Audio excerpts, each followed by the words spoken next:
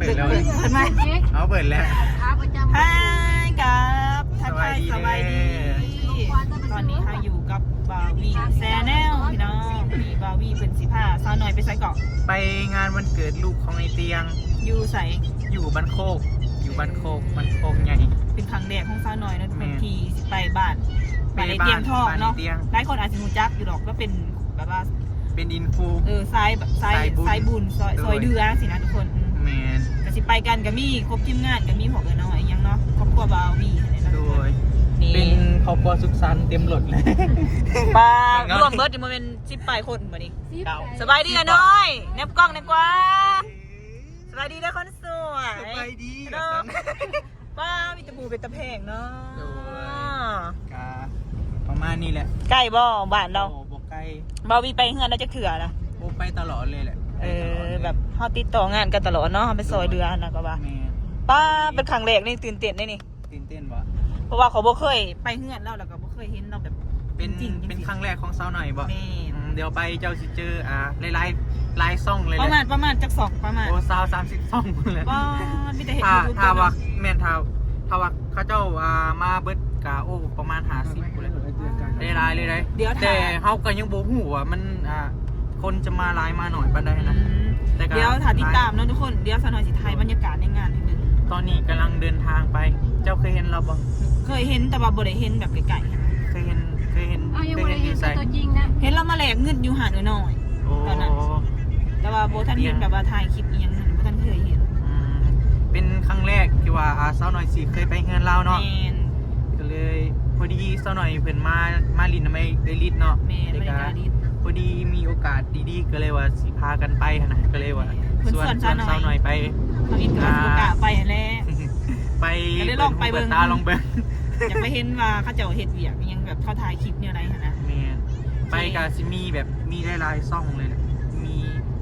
กาซ่องใหญ่หลายซ่องอยู่ไอลี่ไอเตียงไอเสียงไอหยังต่างๆแต่ว่าบ่ฮู้ว่าเพิ่นสิมาครบทีมงานบ่นะ เดี๋ยวถามเบิ่งน้ำกัน แม่นถ้าว่ามาครบนี่โอ้หลายแฮงเลยได้ ตื่นเต้นไปทุกคน ตื่นเต้นเลย สิไปหยอกผู้บ่าวโอเคทุกคนไปเจอกันอยู่งานเพิ่นแหละ โดย ทีมงานเฮาของควรขบสบายดีนะพี่ทุกคนเป็นขังแรกของสาวหน่อยเลยพี่เขาขาถ่ายเขา จริง พี่ต้องกดจะไอ้ที่ไหนยังนี่ทีมงานเขามีเก่าคน ปล่อยเอาก่อนแล้วอดีวะ ไปย่างอันนี้เขากำลังมาหอดนะทุกคนเนี่ยเตียงทองเฮ้ยคนสงสารส่อง YouTube สบายดีป้าสบายดีครบทีมงานเนาะพี่น้องอันไหนเป็นไอเตียงนะทุกคน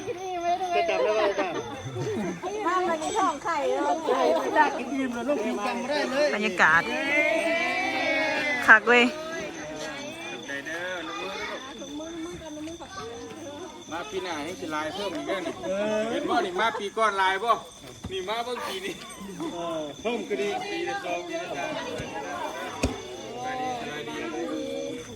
ป้าพอดีมาครบ2กันเนาะ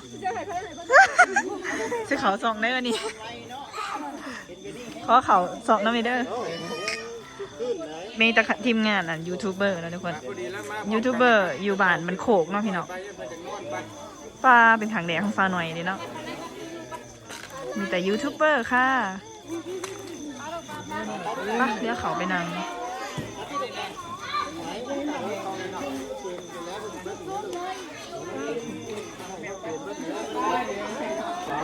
นี่ก็ยูทูบเนาะ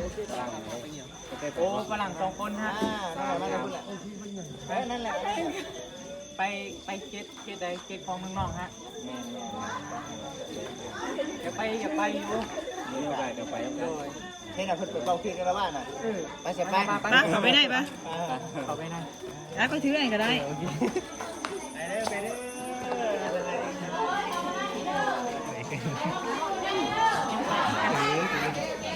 ป้าพอดีครบสุดบรรยากาศอบอุ่นเนาะเขาก กำลังสิเป่าเค้กเดี๋ยวเขามาใน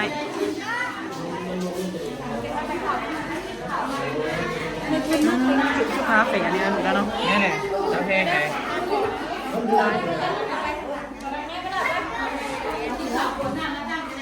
เอ้าเจ้าคนไหนใส่ตาแค่กระโดดนี่จะจำไม่ได้ว่าคนไหนกล้าจำไม่ได้แล้วกล้าจะดีจำไม่ได้แล้ว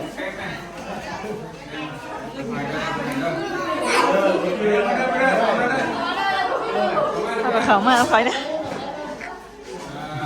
ตั้งไว้มาจะใส่ก่อนดีกว่าตอนนี้เขาเจ้ากำลังสเปาเค้กนะทุกคนกำลังสเปาเค้กวันเกิดคนไหนคนกลางอะเนาะ คนหน่อยวะคนหน่อยเวตาคนหน่อยเนาะเจนนี่คนหน่อยเนาะ มาได้ โดย เ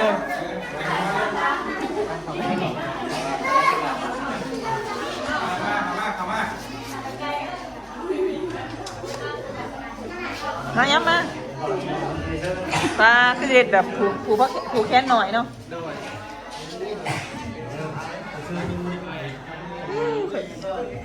เต็มเลยปลาสบายดีเด้อคอยฝากเนื้อฝากตัวเด้อเขามาไกล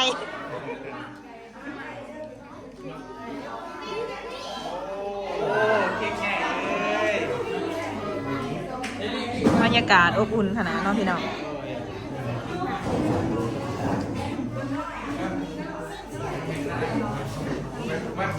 ใครสิหอมเพลงโอ้กำลังสวมปีเนาะ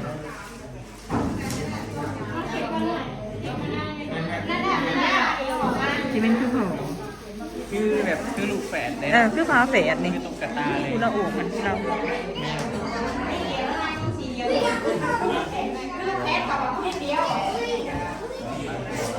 โรงงานเดียว มาบอกเดียว งานนี้ก็เต็มเนาะ คือการเป็น ปลาจะส่งยูทูบบนวันนี้แอนวดวันนี้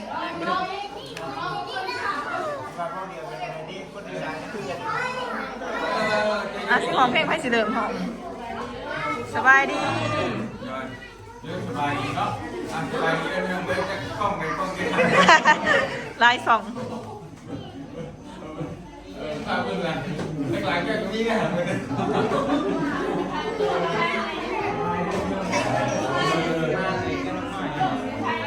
โอเคโอเคโอเค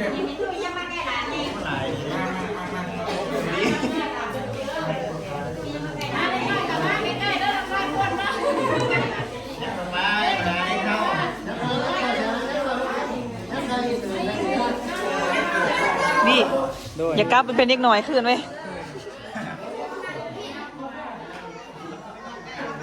กำลังสิเป่าเค้กเอาทุกคน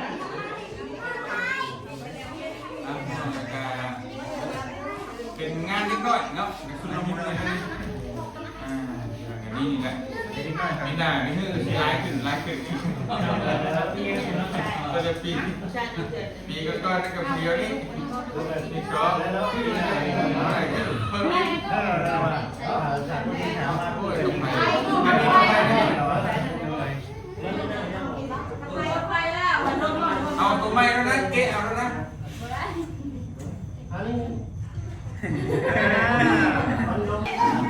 อย่าเพิ่งท้ายผมก่อนคนร้ายขนาดที่น้องเต็มเลยเนาะมีแต่ทีมงานยูทูบเบอร์อยู่บ้านโขก ใส่บุญบ้านอำเภอนี่นะวันนี้เนาะ เดี๋ยวก่อนนะลูก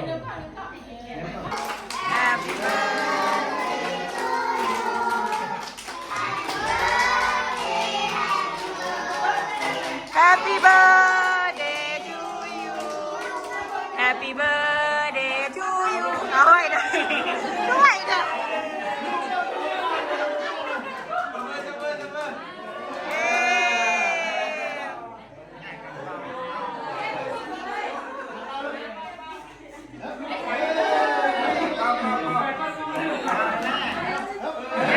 เดี๋ยวเป่ากันทุกคน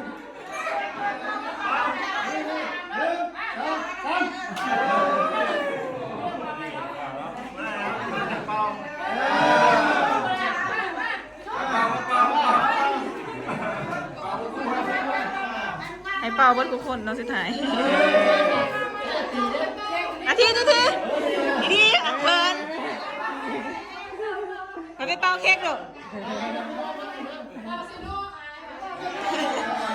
ลูกไปเป่าไง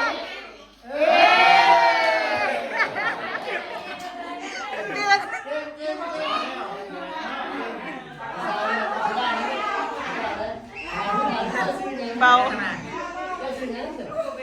เย้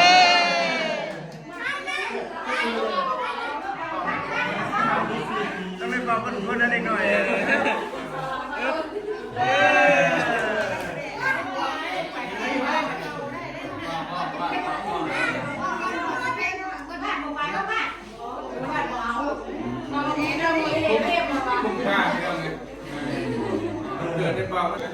วันนี้กำลังผูกแขนนะ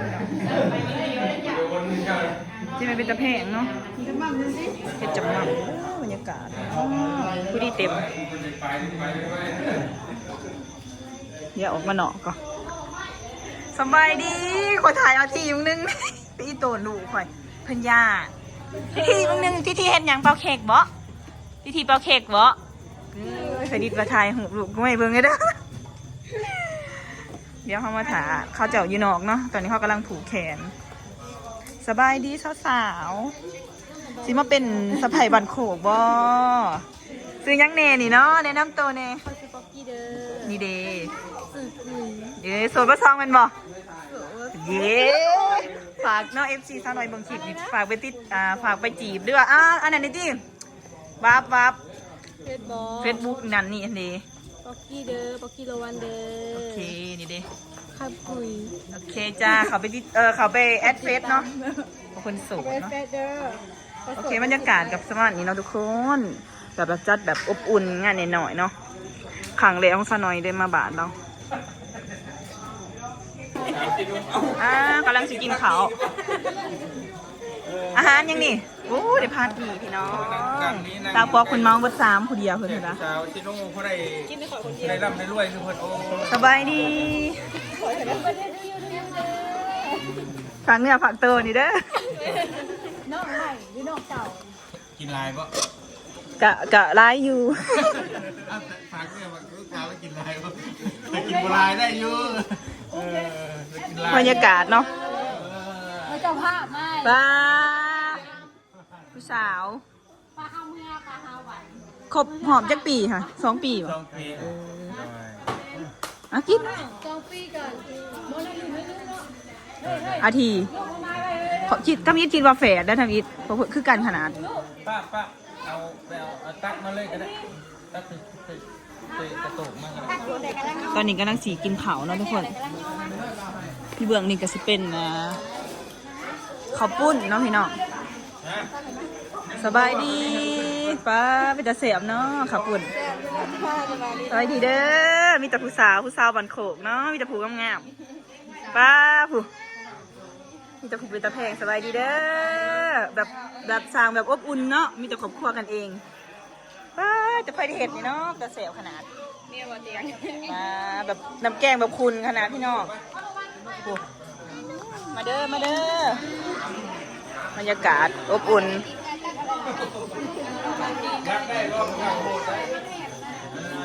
แบบนี่ก็อีกบ้งหนึ่งเนาะพี่น้องบรรยากาศดีมากบ้านมีเขายังนั่นเนาะไม่เส้นโพนเนื้อหน่อยเนื้อลายไปจะเสียบเนาะพี่เนาะเมนูฮากะก็จะเป็นแบบพอดีเลยดิเข่าบนอะไรกระถอกินข้าวสามัคคียิ่งมีบ่เดี๋ยวนี้ยิ่งมีอยู่เลยหมอกดีเลยสิดีอยู่ไหนกินข้าวพี่น้องมาเด้อก่อยปลาแล้วก็พัดมีแล้วก็ข้าวปุ้นนะทุกคนบอกดูจะมูภาษีมาดึกมาง่ายขึ้นแต่ก็สีมาอยู่มันน้อยอยู่เนาะบอกมันนิ่วนะเห็นไหมใช่พี่น้องข้าวหน่อยมากินข้าวปุ้นไก่ค่ะอยู่บ้านโขกพี่น้องเป็นตาแซ่บเนาะแบบเป็นเห็ดแบบสไตล์แบบบ้านๆเนาะใช่ไหมเนาะแม่นแล้วนี่ใส่ดาพักคนใส่ข่อยเนาะ อยู่หลุมเฮ้ยอยู่หลุมป้าจะเป็นมาตอนพี่น้องมาได้เสียบเบิ่งบรรยากาศแต่ยูทูบเบอร์ถ่ายรูปไม่ได้กินข้าวพี่น้องมันเกิดแบบพื้นจัดแบบอบอุ่นบางคนจีบมาเด้อเขาเลยหยาด้วย เทละหน่อยอ่ะ โดยขอบใจเด้อเอาเลยโซซีโดยขอบใจเด้อมาทำยังไง พ่อจะนึง เป็นตาแซมเนาะเฮ้ย แซ่บแบบ เอ็งอยากทำแล้วตอนนี้ แซ่บไปดีแบบบ่เผ็ดพอดีทุกคนมีแบบผิดกัด เลิศ ไปสปอกสิมั้ง ทีมงานแลกเปลี่ยนเงินเข้าไรสัดส่วนเรื่องค่ำกับไปหาเพื่อนได้ตูดโน่นเต็มตู้ไปตู้ไป จะเป็นตะแผง อุ้มร้านนะ มาเด้อยับมากินข้าวเด้อขันอ้ายมาอ้ายยับเข้ามากินน้ำกันนี่ไม่อ้ายยังเดี๋ยวให้สปอกปอดมั้งบ่ต้องอ้าย มีบ่วงวะ นี่นะคนนี้คนนี้ เอื้อยมาผิดบุกมุเดี๋ยวขอบใจใหญ่โอ้ยคนเสือก็จะเป็นว่างะเป็นตะเพกเนาะพี่สีบาเด้อบุกมุนี่เนาะหวยแสบบ่เฮ้ยกินได้หลายเด้อหมาไก่เลยเนาะมาแต่เซโน่ไปน้อยแสบบ่ซิมแล้วเดี๋ยวบ่เอาซิมมาเด้อเอาแล้วขบุญไปกินมากเลยกินน้ำกันแหน่กินที่เราไปเบิ่งจะกิน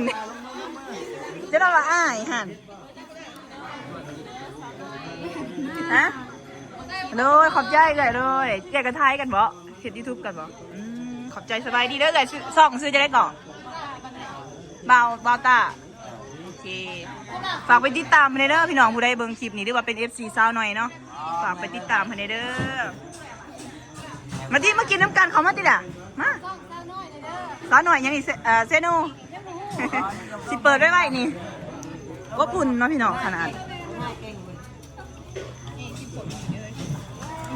โอเคซิมมาดูแนวเลยมีแต่แนวปิดตาเสียบนะเฮ้ยเนาะผักบ่มาหูเลยเนาะมาหูเลือดเลยอาทิเสียบบ่ดุ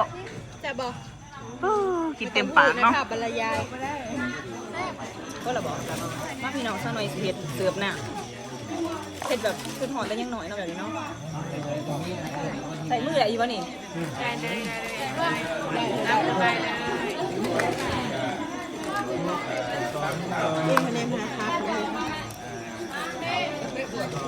แบบอบอุ่นขนาดอาหารเป็นกับซุปเปอร์มาร์เก็ตนี่นะทุกคนก็มีก้อยปลา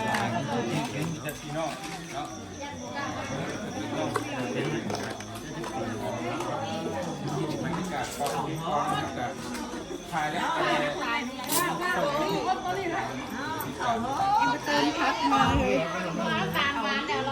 เอาซับปอคนสวยขอบใจเด้อ กันจะบอกพ่ออยู่บ่ครูอยู่บ่กับปุ่น ครูจ้า เชฟอยู่บ่ แซ่บเป็นหักออเดอร์ นะ ได้เด้อ เบิ้ลได้เด้อเบิ้ลได้เด้อ ขนาดใส่ผักเมนใส่ผักอ่ะ มาพี่เอ้ยมาพี่ ฮะน้องชายบ่ฮะโดยป้าโดยสมัครแล้วเลย กดเอายังไปหน่อยเอาอยู่บ่นี่ยันว่าแบบพวกกินแบบว่าน้ำตาลน้ำยังขนาดแซ่บบ่บาร์บี แซ่บได้ บรรยากาศคือขืนขนาดเนาะ แม่คนหลา แบ ย บเพื่อจัดแบบ นี่เนี่ยแล้วอันนี้ยังคนโบราณมาไหน ป้าฝนสิตกกัน ได้นี่หนักแบบเต็ม พี่ไก่จะกลับมาบ่เออ คนจะสิตกแล้ว แต่ว่าปีนี้บ่อยากร้ายปานใดบ่จ้ะปะ แม่เพราะว่าทีมงานเป็นขึ้นไปสเตปโอนเนี่ย โอ้ทีมงาน ครึ่งบ่ยังบ่ครึ่งกันนะ นี่บรรยากาศพี่น้องป้าเป็นจำนวนเนาะ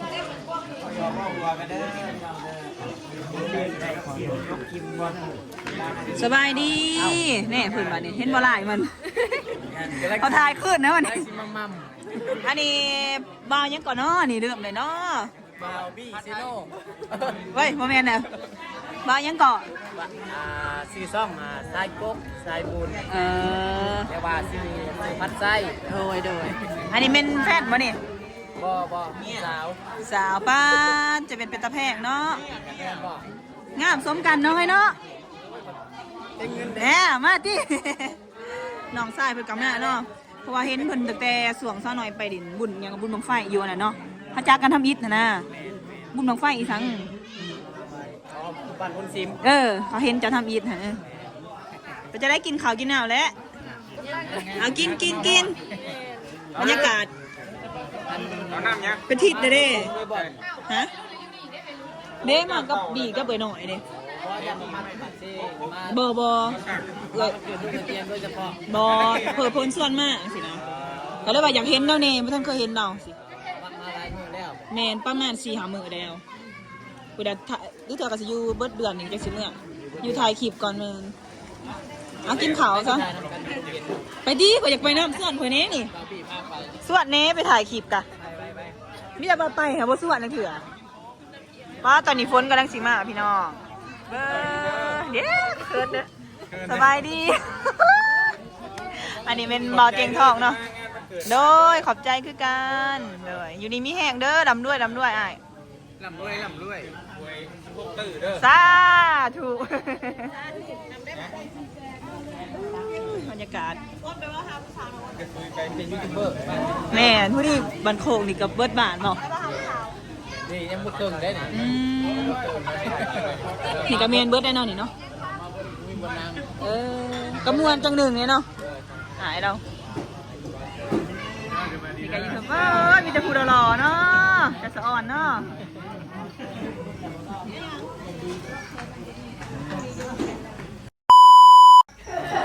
ครับคนเด้อวันนี้ของมุกใจได้ขอบใจเด้อมุกสน้อยจับลูก กับใจ บ๊ายบายไปทุกคนคลิปนี้ซ่าหน่อยกับสีล่าไว้สำนีเด้อจะได้กับฝากพี่น้องเป็นกำลังใจซ่าหน่อยฝากกดไลค์กดแชร์กดติดตามมึงโฆษณาเด้อจ้ามวนได้พี่น้อง